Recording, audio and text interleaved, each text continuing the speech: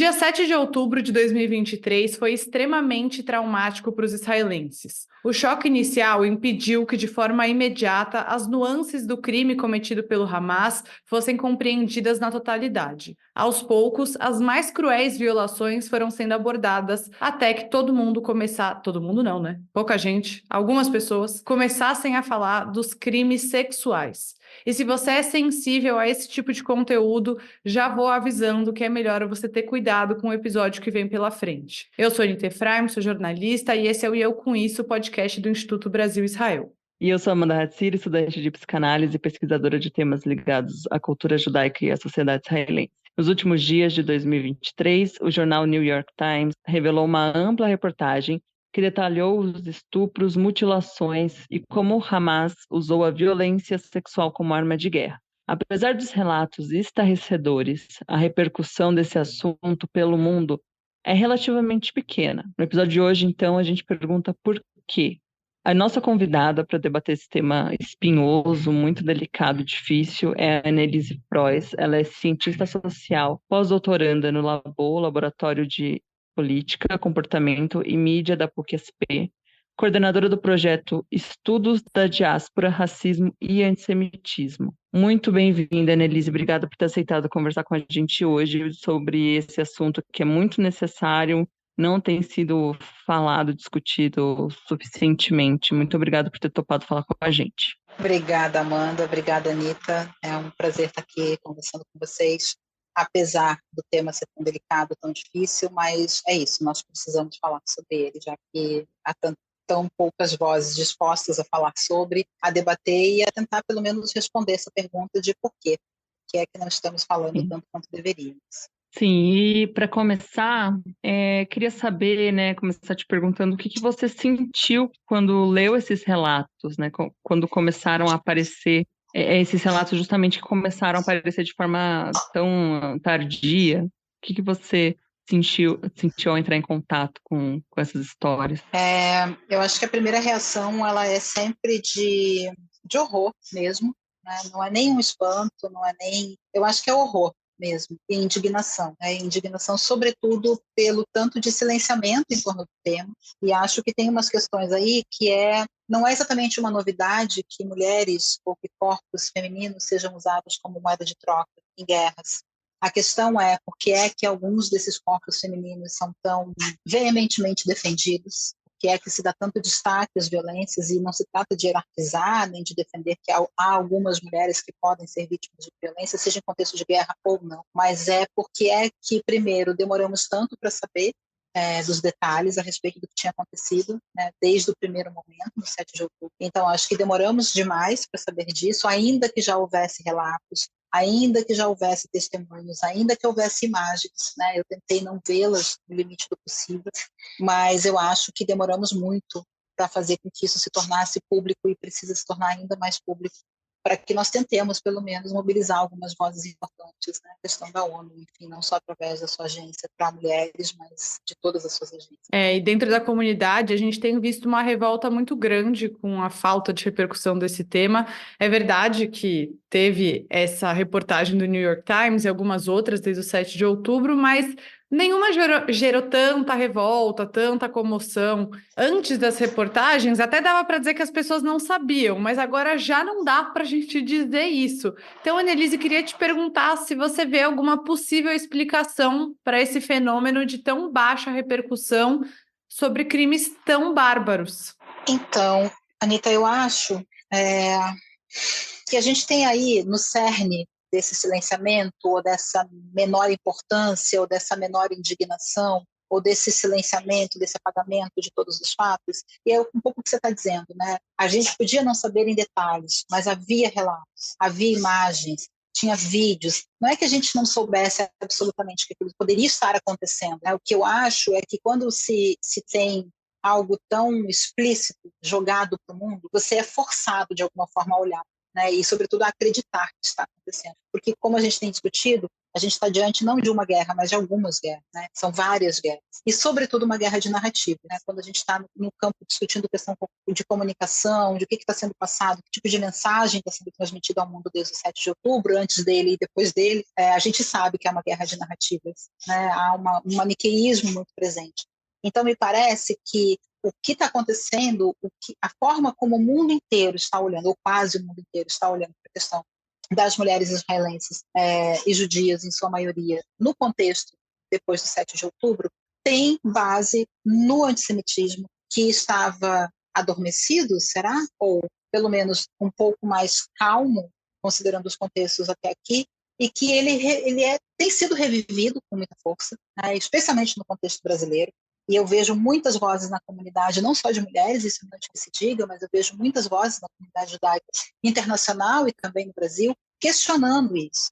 Né? Porque, na verdade, me parece sempre que qualquer coisa que recaia sobre grupos judaicos, sobre pessoas, judeus e judias, sempre vai estar embasado, seja nas teorias conspiracionistas, seja nas teorias de que são menos humanos, seja na teoria de que são uma ameaça, e, sobretudo, me parece que numa noção de que são pessoas descartáveis. E isso é um ponto que me parece que mais do que nunca nós precisamos discutir. Cada vez mais o antissemitismo tem lidado com judeus e judias como descartáveis, não são pessoas que importam. É um pouco dentro dessa noção do que Badial tem trata no Judeus Não Contam, mas não é só isso, porque o antissemitismo não começou no 7 de outubro, como não começou na Segunda Guerra, e nós sabemos disso. Mas cada vez que ele é reavivado ainda pior, me parece. Então, colocar as mulheres judias, como israelenses judias, como menos merecedoras de atenção, ou como vidas que podem ser descartadas, ou como corpos que podem ser violados, é quase como se fosse só uma derivação horrenda, uma derivação absurda, abjeta, de tudo que o antissemitismo traz para judeus e judias pelo mundo. Sim, realmente, assim, é algo que a gente sente lendo, né, recebendo todos os detalhes de tudo que aconteceu e o quanto o impacto que isso causa e repercute aqui também no Brasil é muito pequeno. Realmente, eu concordo com a Amanda. O impacto que a gente vê, ele é muito pequeno. Eu fiquei me questionando um pouco. Sabe quando você fica tentando achar desculpas para não ficar tão revoltado com aquela situação? Então, quando saiu essa matéria do New York Times, ela foi repercutida em veículos em português, foi traduzida, mas aí era paywall, né? Você tinha que ser assinante para ter acesso. Aí você fica tentando fazer esses malabarismos para dizer que não é tão ruim assim, mas na verdade eu acho que esse sentimento de descarte, ele foi muito presente para mim ao longo de todo esse processo, né? Óbvio que você não tá sofrendo igual quem tá lá. Lógico que não tô, lógico que eu não tô. Nenhum de nós está, mas acaba repercutindo. E ainda porque, né, Annelise, e antes a gente ir para a próxima pergunta, eu gostaria de te ouvir falando sobre isso. As pessoas, quando você fala em antissemitismo, você é uma pesquisadora do assunto do antissemitismo. Então, eu acho importante te ouvir um pouco sobre esse fenômeno que a gente está observando das pessoas querendo apagar também o antissemitismo, colocando ele como algo menos importante do que a guerra. Então, eu sinto que está sendo tirada dos judeus a possibilidade de falar sobre esse assunto por causa da guerra. O que importa o antissemitismo agora se tem tantas crianças palestinas morrendo em Gaza? Toda hora eu vejo esse discurso. Eu queria ouvir um pouco você sobre isso. De tudo que eu acho muito preocupante nessa história, nesse contexto que a gente está vivendo, né? Pensando nesse recorte do 7 de outubro para cá, por isso que eu estou tentando construir uma análise, mas me parece que, de fato, dessa vez, e não só no contexto brasileiro, mas dessa vez, esse reavivamento do antissemitismo, ele está sendo muito mais virulento, ele está sendo muito mais rápido, porque a gente tem a velocidade das redes, a gente tem a velocidade da comunicação que está nos grupos de Telegram, de WhatsApp, de seja do que for. A gente tem o X, né, como essa grande máquina propulsora de discursos e que vai disseminando informações, contra-informações, notas de comunidade. E aí, Anitta, me parece que não é simplesmente negar aos judeus nesse momento o direito de discutir o antissemitismo e apontar o antissemitismo como algo que foi reavivado de uma forma tão agressiva nesse momento, mas é mais uma vez negar aos judeus o direito de qualquer coisa. E aí você começa a construir esses discursos que qualquer coisa que você diga, primeiro, tem uma tendência, e outro dia fazia uma discussão a respeito, de que você não está cobrando nenhum outro povo do mundo, e nenhum outro povo do mundo jamais é cobrado sobre o que está acontecendo em todas as outras 900 guerras que estão em curso nesse momento, sejam elas onde forem. Não há uma única guerra em curso, nós sabemos disso, há muitas guerras em curso. E nenhum outro povo está sendo chamado a responder por elas, como no caso, por exemplo, do Brasil, e de que judeus e judias brasileiros estão sendo obrigados a responder por Israel. Ah, mas olha o que o seu governo está fazendo. Você tem as suas mãos sujas de sangue. Estão fazendo isso em seu nome. Não, eu sou uma judia que nasceu em São Paulo, eu não tenho absolutamente nada a ver com o que está acontecendo lá. Né? Inclusive, minha posição é outra, enfim, né? Enfim, há acionistas, há antisionistas, a discussão não é essa. O que me parece é impossível dissociar o contexto dessa guerra do antissemitismo. Não há como dissociá-lo. Não há como negar que o Brasil tem raízes muito fortes de antissemitismo, sempre teve. Né? E aí tem um apagamento histórico conveniente para alguns grupos, né, de fazer de conta que nunca aconteceu, né, de que, não, judeus no Brasil sempre viveram muito bem, nunca foram perseguidos, não são perseguidos coletivamente. Enfim, meia dúzia de aulas de história resolveria isso. Então, o que me parece é, sim, não é só que é descartável o corpo, e eu acho que aí, Anitta, tem uma discussão que precisa ser feita cada vez mais, e que eu vejo muitas pessoas fazendo, o próprio IBE tem puxado essas discussões, né, de que nós precisamos não só falar sobre o impacto físico sobre os corpos que lá estão, ou que lá estavam, até perecerem, mas sobre as condições emocionais de existência de todas as pessoas. O que é você ser atacado cotidianamente em nome de algo que sequer te diz respeito, o que é você não poder se manifestar sobre, e aí nós temos diversos casos, eu usei vários exemplos, a pessoa está falando sobre fui à feira comprar batatas, as batatas não estavam bonitas, e porque essa pessoa é uma pessoa judia, alguém vai lá no perfil dela, onde ela está comentando as batatas da feira e vai dizer que você é uma assassina de crianças palestinas. Isso E aí aconteceu também tem literalmente comigo, literalmente, de forma literal. Eu reclamei de preços de passagem de avião e uma pessoa veio falar, por que a família Safra não te banca? Então, é isso, né? E aí eu acho que tem uma outra derivação disso que também é muito preocupante e que me assusta muito. Fiz essa conversa, inclusive, com outras pessoas no IB, enfim, me perguntaram em algum momento em novembro, né, quanto eu estava ganhando dos sionistas para defender Israel. Ninguém nunca me viu defendendo Israel. Eu desafio qualquer um a me mostrar onde foi que eu defendi Israel. A minha posição a respeito do conflito, do que acontece no território, é sempre a mesma nesses quase 20 anos que eu estou no campo dos estudos judaicos. Eu nunca mudei de posição, eu nunca tive duas posições, eu nunca mudei de lado. O meu lado é um só. Autodeterminação de povos, direito à existência, direito à coexistência, não ao antissemitismo. Mas me perguntaram, porque eu estava discutindo exatamente violência contra as mulheres, violência contra crianças dos dois lados. Outra questão que é bem importante, só para você poder passar para a próxima pergunta, que eu acho que tem um componente nisso, que é por que o governo de Israel está atacando dentro do seu direito de defesa determinada região, tudo o mais não importa. Então, uma sinagoga em Santos pode ser pichada, pode ser vandalizada. Então, um cemitério judaico em Paris pode ser vandalizado. Tudo o mais pode acontecer por conta de um contexto. E se nós formos cada vez mais acirrando isso, do tipo, vocês não têm direito de reclamar que vocês estão fazendo isso, não, nós não estamos fazendo isso. Veja o contexto. E aí é tudo sobre narrativa, né? Que é o que eu dizia antes. A gente sabe, né, que agora que houve pouca perícia nos corpos das vítimas, justamente por causa da pressa para enterrar, né? Que é algo típico da religião judaica, né? Esse respeito aos corpos falecidos, que obriga com que toda cerimônia, enfim, o enterro seja feito da forma mais breve possível. E isso acabou dificultando justamente a obtenção de provas. Aí a gente tem visto, né, algo na linha do que você trouxe agora, Nelise, pessoas e até pessoas que se dizem feministas adotando uma narrativa vocês não têm como provar. Isso a gente tem visto desde o início, inclusive dentro de grupos progressistas, que né, esse negacionismo. Por mais que a gente tenha imagens, sempre cai dentro de uma possibilidade de ser negado, né? Então, essas imagens foram produzidas pelo governo. Na verdade, isso é Israel, e o que vem de Israel não é confiável, então não importa a prova que vocês mostrem, a gente não vai ser aceito. E essa negação negativa é justamente uma linha de pensamento que as feministas, na essência, combatem, né? Porque por exemplo, em situações de estupro, né, você sempre, o que as feministas, e eu sou feminista, inclusive, né, dizem é justamente você sempre ouve a vítima, acredita na vítima. Por que nessa situação esse tipo de questionamento aparece? Eu acho que vem muito no esteio do que você está trazendo até agora, mas entrando um pouco mais nessa especificidade, por que isso acontece? Amanda, você está tocando numa questão muito importante e crucial, que é, especialmente em torno da questão das violações e das violências sexuais, né? Sejam elas tentadas ou consumadas. Primeiro que não é prerrogativa nem de Israel nem do Brasil, mas enfim, as mulheres sempre mentem. A leitura que é feita é sempre essa: as mulheres sempre estão mentindo. Qualquer mulher que disser que foi violada ou que foi vítima de uma tentativa de estupro ou que foi, enfim, no limite, realmente violentada sexualmente, ela primeiro será desacreditada.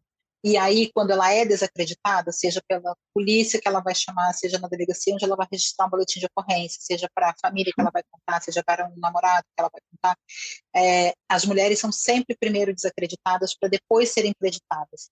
O que os movimentos feministas têm feito, e de forma muito valiosa, né, e muito importante para todos os contextos, é exatamente dizer que a palavra da vítima ela não deve ser questionada nunca. Você não precisa provar. É claro que existem laudos periciais, você vai fazer exame de corpo de delito, você tem uma série de questões aí operacionais que você precisa fazer, inclusive em busca de DNA, para identificar um possível suspeito de agressão, enfim.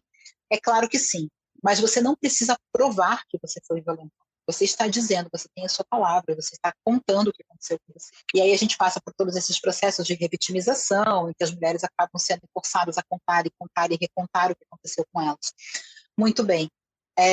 O que chama atenção, e eu acho que esse é o ponto da tua pergunta, é por que é que neste caso específico, de novo, porque é que essas mulheres, elas estão sendo desacreditadas e elas permanecem no lugar do descrédito. Não são depoimentos confiáveis, não são questões em que a gente possa acreditar, porque nada que venha desse país e dessas pessoas, porque não é só sobre o país, mas é sobre essas pessoas, nada que venha dessas pessoas é confiável. Essas pessoas estão sempre no lugar de suspeita, essas pessoas são sempre pessoas que conspiram, essas pessoas são sempre pessoas culpadas até que elas provem o contrário. A presunção de inocência, ela não existe para quem é judeu, e eu nem precisaria dizer isso, mas isso é algo importante de ser dito. Presunção de inocência vale para qualquer grupo do planeta, para judeus não. Nenhum judeu é inocente. É sempre o contrário. É seu dever provar que você é inocente. É seu dever provar que você realmente foi estuprado. E aí, quando você está trazendo a questão religiosa, por exemplo, dentro do possível, naquele contexto, você cumprir com os ritos fúnebres, né, com todos os ritos de morte judaicos, você providenciar que seja feito um enterro digno, que todos os ritos sejam oficiados corretamente por um rabino, que tudo se dê da forma que deve. Então, você já tem aí uma questão que impede perícias, realmente pode impedir perícias, mas você precisa, de fato, periciar corpos que você está vendo que foram mutilados, por exemplo.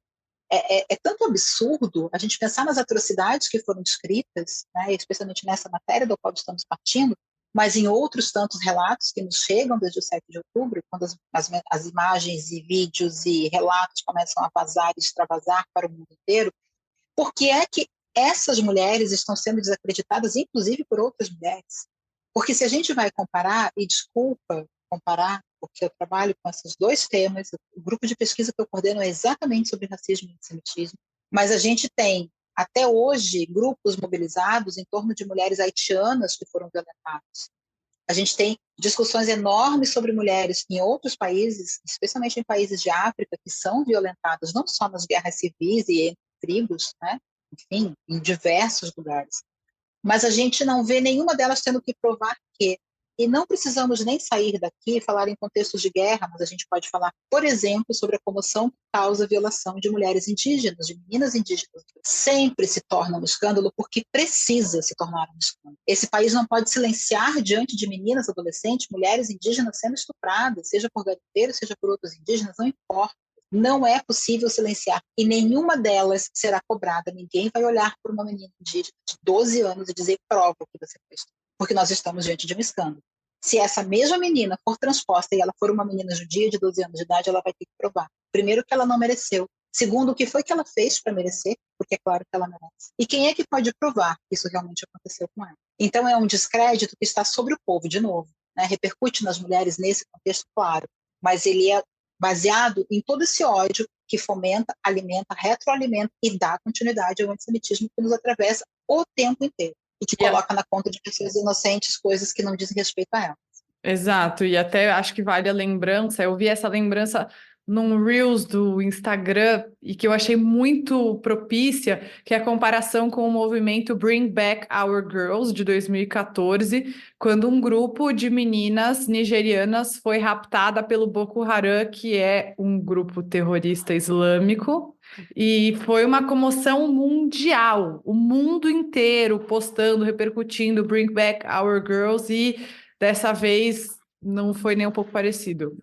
Nem um pouco parecido. Inclusive, falando ainda em sequestro, tem um aspecto muito cruel sobre essas mulheres vítimas do Hamas que ainda estão como reféns. Não só do Hamas, mas de outros grupos, né? A gente viu que teve uma menina que foi sequestrada por civis que não eram os militantes do Hamas. Enfim, a maioria das mulheres foi solta naquele primeiro período de cessar-fogo, mas algumas seguem em cativeiro. E existe uma suspeita de que elas sejam sobreviventes de crimes sexuais que teriam muito a contar, já que a maior parte das vítimas desses crimes sexuais estão mortas. Então, algumas ainda estariam vivas e são essas mulheres que ainda estariam em cativeiro. Uma hipótese.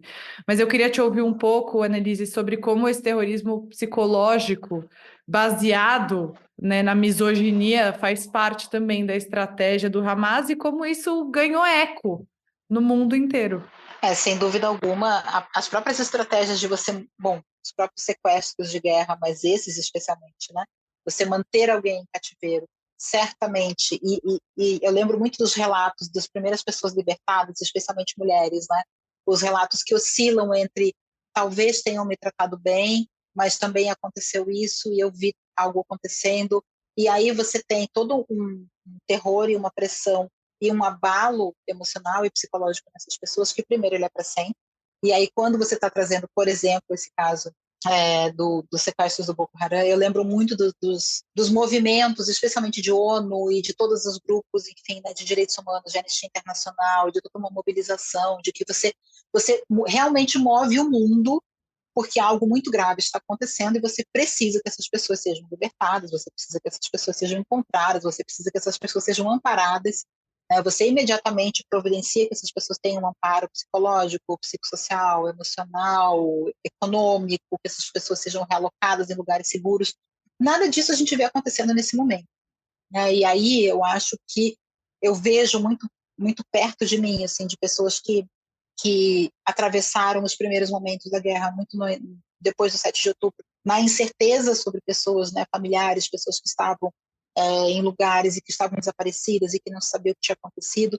E tem um componente nisso que me parece muito, muito, muito presente nas pessoas, que é esse tanto de memórias traumáticas que não necessariamente são suas, mas que elas atravessam sua existência, porque elas pertencem a uma ancestralidade que não precisava ser você. E aí não tem como você não reavivar um conjunto de memórias de pessoas que carregaram memórias traumáticas, e a gente sabe o que as memórias traumáticas são capazes de produzir na vida dos sujeitos. E aí, quando a gente pensa em todo mundo que sobreviveu, né, os relatos que a gente tem de sobreviventes da Segunda Guerra, por exemplo, quem atravessou a Shoah e conseguiu sair de um campo e chegou até os nossos dias, mesmo que depois tenham perecido ou morrido, mas a gente sabe o preço que tem sobreviver.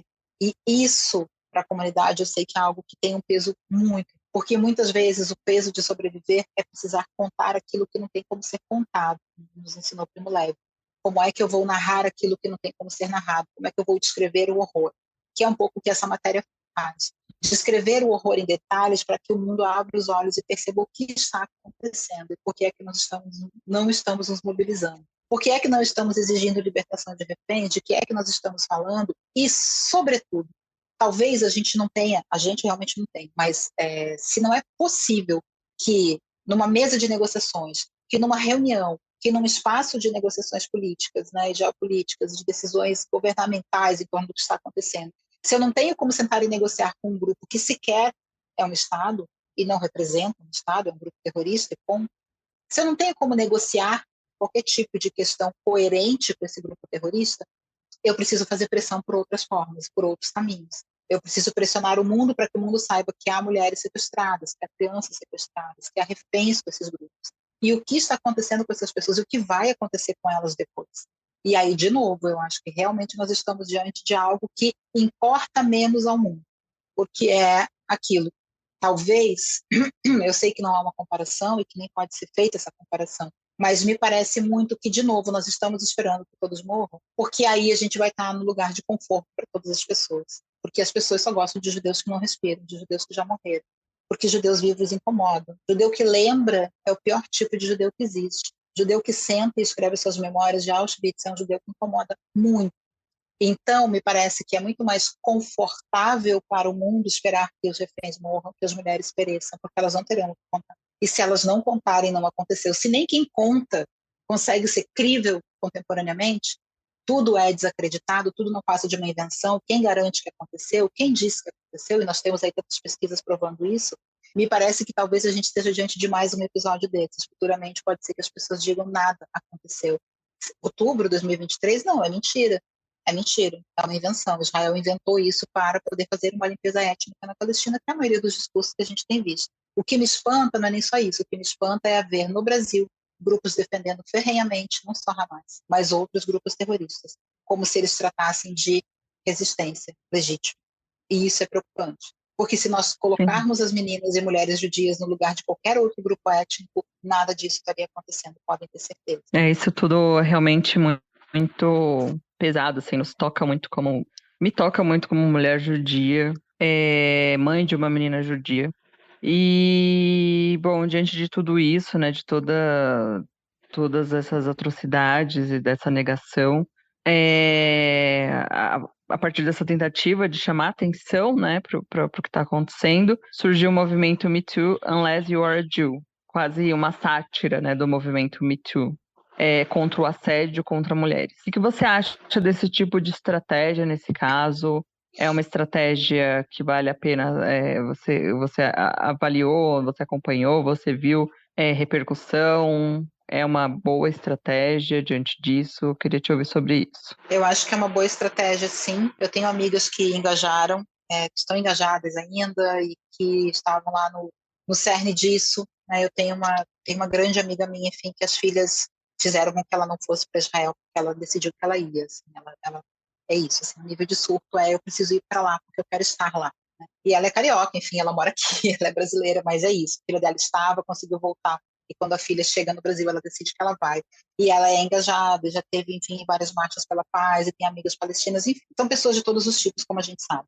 Eu tenho algumas amigas no Brasil também que estão desde o princípio engajadas e disseminando. Tem um ponto que me parece importante também a gente ter em conta, que existem grupos minorizados e existem minorias.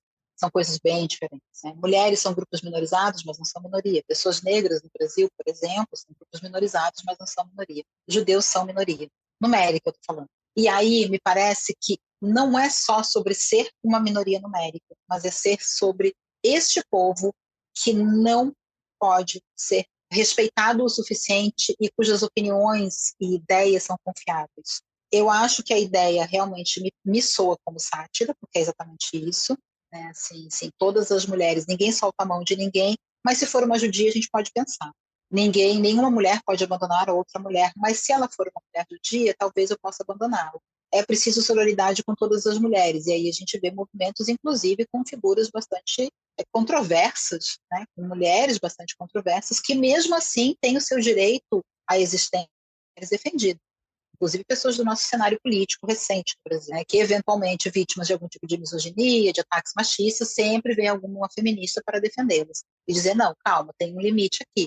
Essa pessoa pode ser tudo isso, mas você não pode atacá-la pelo fato dela ser mulher, porque isso é misoginia. E tudo pode quando se trata de uma mulher judia. Então eu acho que o que mais importa não é nem só que o movimento exista e que ele tenha ganhado alguma força importante, alguma visibilidade importante, não só na comunidade, mas me parece que ele transitou bem pelo mundo inteiro. Né? Inclusive a tag, eu acho que ela circulou bastante em um determinado contexto ali, novembro, especialmente até metade de dezembro. Mas eu acho que tem um alcance, e isso é uma coisa que me deixa muito angustiada de fato, assim, que é o nosso tempo de resposta, e isso vale para tudo. E toda vez que eu estou discutindo antissemitismo, eu sempre coloco isso em pauta, porque nós precisamos garantir um tempo de resposta que seja tão veloz quanto aqueles que querem nos silenciar. E isso é muito difícil, especialmente quando nós estamos falando de grupos que são minorizados ou que são minoria. Então, para você ter um alcance suficiente, eu tenho uma amiga, você falou da sua filha, eu tenho uma amiga, uma grande amiga, e ela tem uma filha numa escola judaica, na mesma escola em que ela estudou, aqui em São Paulo, e ela fala muito sobre isso, né? Eu quero que a minha filha possa viver tranquilamente no mundo sendo uma mulher judia, como eu sou uma mulher judia. Eu nunca disse que a minha filha que não é bom ser uma mulher judia. Eu preciso que a minha filha cresça, ela tem 12 anos, eu preciso que a minha filha cresça sabendo que é bom, é legítimo e é bonito ser uma mulher. E ela pode ser uma mulher judia como ela quiser. Mas eu sei que o mundo vai dizer para ela que não, o tempo inteiro. E aí você pensa também no impacto que tem sobre essas gerações jovens que estão vendo isso acontecer. Porque não tem como a sua cabecinha estar no lugar se a nossa não está. Você imagina para crianças, adolescentes, meninas que estão vendo isso acontecer, que sabem que isso está acontecendo e que estão sendo atacadas de forma gratuita e voluntária no Brasil sem ter qualquer tipo de ligação e responsabilidade com isso. Então, se eu acho que o movimento é importante, acho que nós precisaríamos ter muitos movimentos. Só que aí é isso. Ao mesmo tempo, quando você tem denúncias de mulheres vítimas de assédio em Hollywood ou em qualquer outro contexto, ou no Brasil, ou sei lá, no Sistema Globo, que seja, você tem um coletivo dizendo, olha, todas nós passamos por isso, todas nós fomos assediadas, teve aquele outro movimento, né, o meu primeiro assédio, enfim, né, então, todos esses casos que foram sendo mobilizados nos últimos anos, a gente precisa pensar que eles sempre contam com a solidariedade das pessoas, ou seja, você mobiliza, as pessoas colam, que é o que importa, né, para usar um termo bastante contemporâneo de rede social, né, as pessoas colam, as pessoas têm uma adesão importante a essas causas. E aí, quando você está falando de mulheres judias, só quem vai fazer isso são mulheres judias. Eu vou fazer um comentário muito rápido sobre um evento que eu participei. Estávamos reunidas e era uma discussão sobre isso, sobre violência contra as mulheres, sobre o contexto de guerra, sobre o que está acontecendo com mulheres israelenses judias, enfim. E eram muitas mulheres reunidas de todos os tipos, de todas as cores, de todas as raças, de etnias indígenas. E aí todas as falas iam por esse caminho de é terrível o que está acontecendo, mas ao mesmo tempo tentando puxar para o contexto brasileiro, dizendo, olha, as mães de periferia, as mulheres negras estão morrendo o tempo inteiro. Vocês só se preocuparam em falar disso quando chegou em vocês mulheres brancas. Agora que é com mulheres brancas, agora que é com mulheres colonizadoras, vocês estão preocupados, porque nós, mulheres colonizadas, passamos por isso o tempo inteiro. Nós somos estupradas, nós somos violentadas, nós somos desrespeitadas o tempo inteiro. E quando bate em vocês, vocês se preocupam. E aí uma voz se levanta nesse grupo, nessa reunião que estava acontecendo, e ela diz, eu sou uma mulher judia, brasileira, sempre, a minha vida inteira, eu estive ao lado de todas as mulheres que pediram ajuda e até das que não pediram. E aí ela começa a elencar uma série de grupos vulneráveis, vulnerabilizados no Brasil, mães de periferia, mulheres pretas, mulheres indígenas, mulheres trans, e ela fala, eu sempre estive em todas as causas, todas. Eu nunca deixei de estender minha mão, de dar meu abraço, de me voluntariar para lutar por todas elas. Primeiro, eu não sou uma mulher branca, eu sou uma mulher judia. E quando chega na minha vez, eu vejo que todas as mãos desapareceram e eu estou sozinha. E aí eu acho que o alcance reduzido é por causa disso. Que você tem quem está atuando ao lado das mulheres judias que estão dizendo isso. Outras mulheres judias. Porque o grande movimento, os grandes movimentos feministas, as mulheres de todos os outros grupos, onde elas estão nesse momento? Espero que não usando camisetas verdes, de verdade. Prefiro que elas estejam quietas e silenciosas usando camisetas verdes, porque vi muitas fazendo isso. Então, todas as mulheres merecem sororidade, menos se elas forem judias. Elas que se virem com as delas, que são poucas, que aí a gente volta à discussão da minoria. E isso é um absurdo, isso para mim é o mais objeto de tudo, por isso a minha total indignação com esse reavivamento do antissemitismo e tão banalizado, porque é isso, né? Virou recreativo, virou antissemitismo de boteco. Não, total. E assim, eu acho que eu compartilhei com a Amanda também esse sentimento nos últimos tempos. Eu me sinto muito triste enquanto uma mulher judia, mas eu também me sinto violentada, de certa forma, enquanto uma mulher feminista. Porque eu me coloco nesse lugar, que sempre estendi a mão e tudo mais. E o que eu vejo aí, já virando um pouco o jogo, né, dentro da comunidade, eu vejo esse questionamento muito forte, falando, cadê as feministas agora? Só que eu me vejo nesse grupo, assim como a Amanda se vê nesse grupo, assim como você, Annelise, se vê também nesse grupo, e nunca faltou estender a mão, nunca faltou falar sobre isso. Então eu também fico me questionando o quanto essa abordagem eu vejo homens e mulheres fazendo, tá, dentro da comunidade, não tem uma diferenciação, vejo os dois adotando esse tom muito belicoso e até um certo certo oportunismo para descredibilizar a pauta feminista, que é muito importante, né? A gente vê iniciativas como o próprio Women Wage Peace em Israel, de mulheres israelenses e palestinas que se juntam para não verem mais os seus filhos morrendo, para elas mesmas não morrerem. E isso faz essa sororidade que cria essa margem para que mulheres se unam. Então, eu também acho que tem algo torto nessa demanda. Eu queria que você falasse um pouco sobre isso. Pessoas que nunca deram relevância para o feminismo e agora adotam esse tipo de discurso de descredibilização para criticar o movimento feminista, que assim, você pode criticar a ONU, o braço do ONU Mulheres, mas o feminismo não tem uma entidade máxima, né? Cada mulher que é feminista é uma autoidentificada e tem as suas demandas, a sua ideologia. Qual que é o risco da adoção desse tipo de abordagem? Isso também não enfraquece um pouco a nossa luta para notabilizar o que aconteceu? Eu acho que a resposta para a sua questão está na sua própria questão, né? Me parece que é aquilo que, sei lá, a realização de um dos sonhos do patriarcado, provavelmente, que é você realmente, primeiro, colocar mulheres contra mulheres, que é algo muito comum, né? E é sempre também uma moeda importante no campo das disputas e das arenas políticas, né? Você colocar mulheres em oposição umas às outras é sempre só leva ao enfraquecimento das próprias lutas das mulheres, né? E ao fortalecimento de tudo aquilo que nos oprime, sem dúvida alguma. Então, eu acho que esse é um ponto. E também concordo com você, de que você ficar colocando na conta, assim, de o que você está esperando, que exista o sindicato das feministas do Globo, que se manifeste, assim, não, temos uma nota oficial da grande associação feminista do mundo dizendo isso ou aquilo. Não vai acontecer, né? E aí também, me parece, e eu não estou nem fazendo nenhum tipo de juízo de valor, assim. Eu entendo o contexto, né, e eu acho que no afã de tentar assim, encontrar aliados e de identificar inimigos, porque é importante, né? E eu acho que nesse momento, sobretudo, apesar de ser meio forte usar a palavra inimigos, né? Mas sim, é preciso identificar quem está do nosso lado e quem não está, e isso é muito importante, identificar quem são os aliados.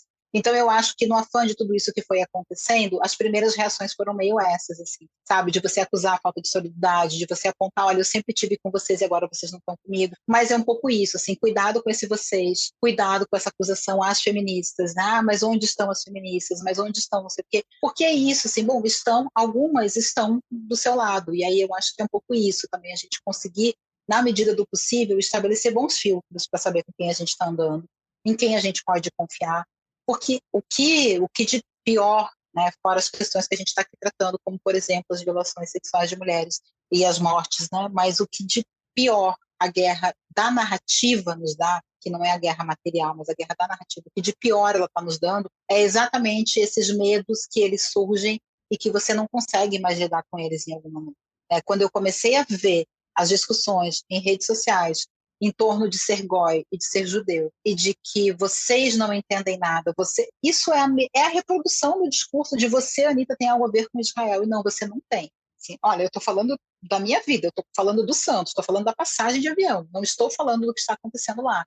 Não é o meu governo está aqui, eu sou brasileira, estou aqui. Quando a gente começa a colocar as coisas nesse lugar do vocês versus nós, a gente não está contribuindo em nada para mudar o cenário, a gente está acirrando aquilo que já está difícil. E isso está acontecendo não só com as feministas, não só com essa questão, essa discussão de cadê a sororidade. Eu entendo, e eu entendo muito mesmo, porque tem sido decepção em cima de decepção. Para mim, assim, é pegar listas de nomes e ver pessoas que me deram aula, pessoas que eu respeito, professores, professoras, colegas antropólogos, pessoas que fizeram doutorado comigo, pessoas que eu tinha como minhas amigas, ativistas do movimento LGBT, que se revelam antissemitas da pior espécie, assim, e assim, pessoas que eu conheço há 30 anos, eu não estou falando de ninguém que eu conheci ontem, são pessoas que a vida inteira eu jamais vi ter nenhum tipo de comentário a respeito, não são as pessoas que me interpelaram na minha pesquisa de doutorado, se eu tinha que pagar para judeus me darem entrevista, eu passei por isso. Isso é antissemitismo, alguém olhar para minha cara e falar, você está pagando para conversar com eles? Assim, você tem que pagar para eles darem entrevista para você?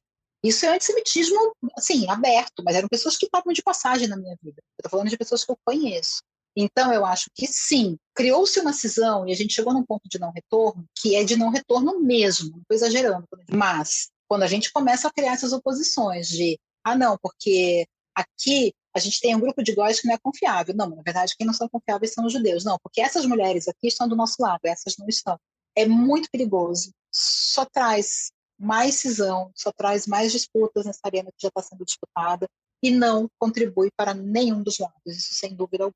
Sem dúvida alguma. Eu acho que você está completamente certo em ter isso. Assim, bom, nós aqui somos 3 mulheres feministas identificadas com o feminismo, que sabem o que o feminismo significa, né, que não é o feminismo né, de vitrine. A gente sabe do que nós estamos falando, nós sabemos o quanto isso é importante, e nós estamos do lado que temos que estar, né, de modo coerente, de modo incisivo, de modo que é demonstrado, que não é simplesmente textual, né, que é um pouco isso, assim, mas eu acho que eu também compreendo, por mais difícil que seja, eu compreendo esse desespero do acusar, sabe, do interpelar, assim, de venham nos ajudar, cadê vocês quando a gente precisa, se nós sempre estivemos aí? Então eu compreendo, mas eu sei que não ajuda, de fato, não contribui com nada. Entre o desespero e a racionalidade, né, tem um grande caminho. Eu concordo muito com isso, assim, porque a gente é tanta frustração e ressentimento que acho que até eu mesma no início, né, fiz esse questionamento mesmo de as pessoas realmente largaram a mão, mas é muito importante a gente não, e principalmente a gente, né, sendo progressistas feministas, a gente sempre esteve em todas as lutas. E isso apareceu muito, inclusive, nos grupos de acolhimento do IB, né? Essa sensação, as pessoas trazendo essa sensação de realmente não contamos só quando a gente está no front em outras lutas, mas nas nossas ninguém quer, ninguém topa, né? Então, e você trazer isso, assim, vocês duas, né, trouxeram essa questão, assim, de forma muito, acho, passado todo esse tempo, né, de guerra, que a gente ainda está vivendo, acho que a gente está nesse momento de transformar essa frustração em outra coisa, né, de encontrar quem é realmente aliado e realmente construir pontes para o movimento, assim, mais potente no sentido de e o que fazemos agora, né, a partir disso, né, o que faremos com isso. Então, eu queria te agradecer muito, muito mesmo, Annelise, por trazer, assim, contribuir para essa discussão que é super importante. Eu acho que você trouxe coisas para a gente pensar, né? Eu acho que nossos episódios são sempre, assim, um ponto de partida, né? Mais do que um episódio de esclarecimento sobre qualquer assunto. Então, eu queria te agradecer muito, assim, você ter topado falar com a gente, ter topado compartilhar o que você pensa sobre esse assunto. Muito obrigada. Obrigada, Amanda. Obrigada, Anita. É sempre muito bom poder conversar e poder falar sobre o que estamos vivendo e pensar junto. Eu acho que é sobre isso, né? A gente, para transformar o que quer que seja, pensando sempre, eu tenho batido nessa tecla, ainda vai existir um mundo depois que a guerra se unir, discutir, trocar ideias, pensar junto coletivamente, mas a gente vai estar contribuindo para esse mundo do depois, né? Enquanto a gente está aqui vivendo durante. É isso.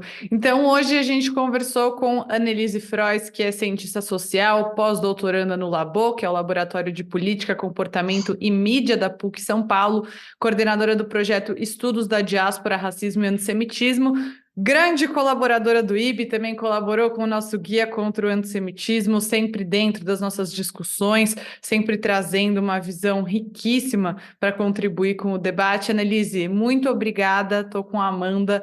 É um ponto de partida para a gente pensar sobre tudo isso. Quem tiver estômago para procurar essa matéria do New York Times, procure e leia. Foi muito difícil, pessoalmente, para mim, ler. Passei até um pouco mal lendo, mas faz parte dessa dura realidade para entender a profundidade e a complexidade e o quanto a gente não pode deixar de falar sobre esse assunto. Muito obrigada mais uma vez. Obrigada. E se você quiser mandar uma mensagem para a gente, já sabe, é só escrever para @institutobrasilisrael.org. O Eu Com Isso está em diversas plataformas de áudio, como Spotify, Orelo, Apple Podcast, Google Podcasts e também no canal do YouTube do Instituto Brasil Israel. Não esquece de seguir o IB nas redes sociais e até quarta-feira que vem.